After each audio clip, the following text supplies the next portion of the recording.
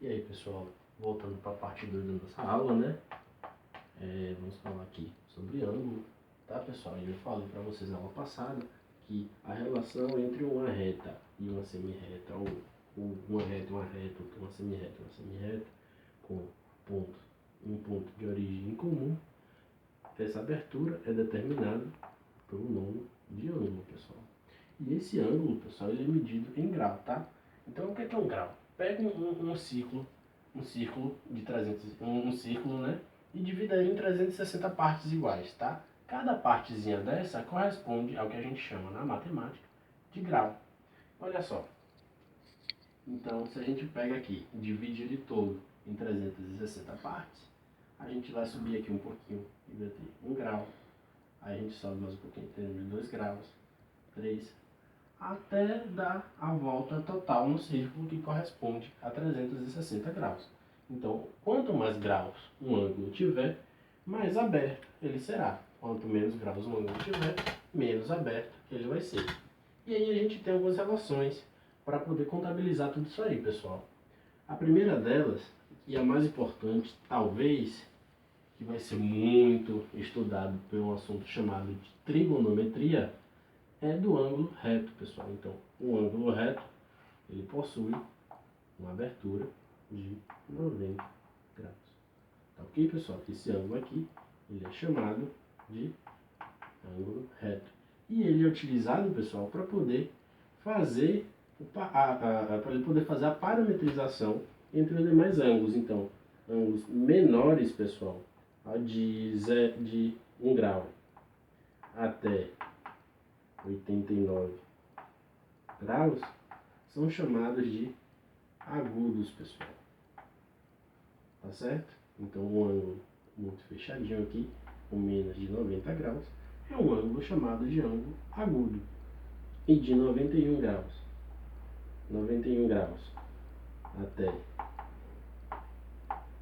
até 179 são chamados de ângulos obtusos.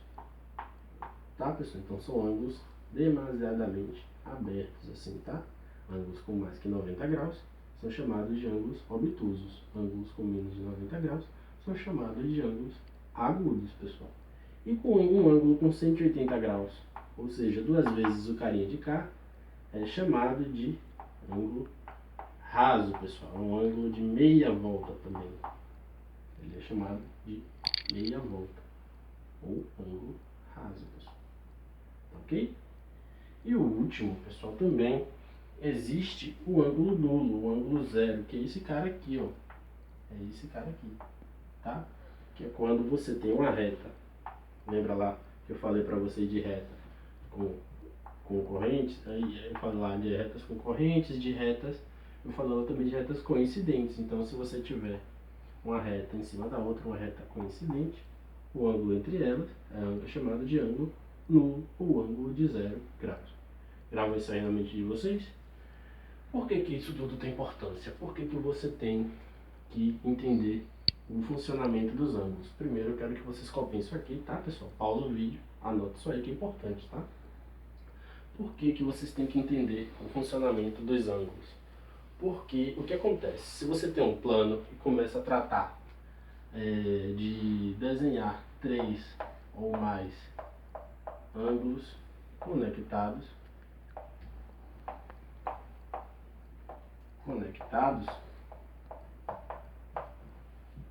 tu terá pode ver que vai começar a surgir figuras chamadas polígonos, pessoal.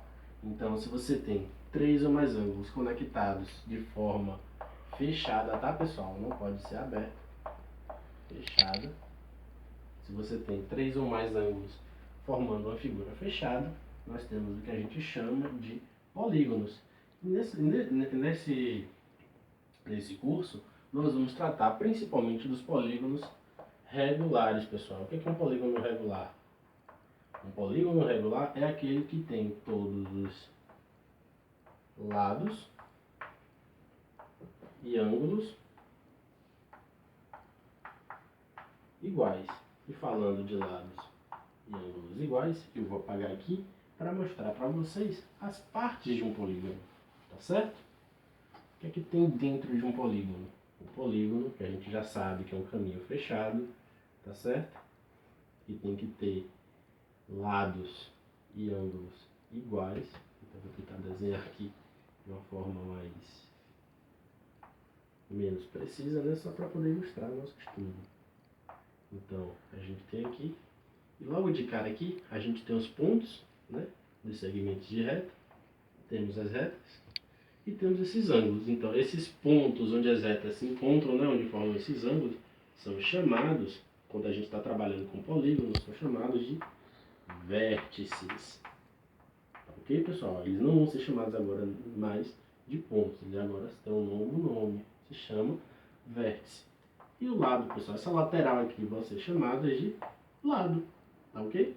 Por que isso é importante? Porque isso aqui vai nos ajudar a definir o nome do polígono. E esse ângulo aqui que está aqui para dentro, nós vamos chamar de ângulo, vou botar o A de ângulo aqui, interno, pessoal.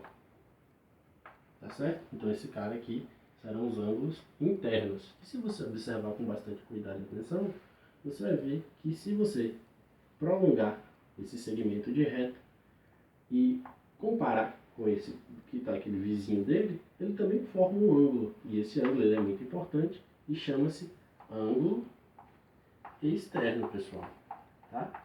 Então essas são as partes de um polígono, pessoal. Tá certo? Copie isso aí, pelo amor de Deus. Pausa o vídeo e copia, tá?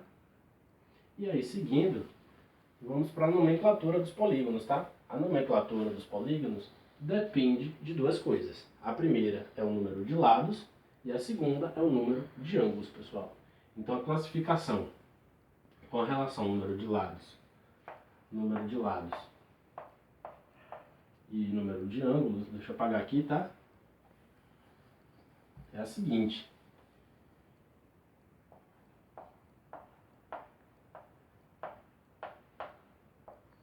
Olha só, se a gente tiver 3 lados, a gente tem um triângulo ou um trilátero. Presta atenção.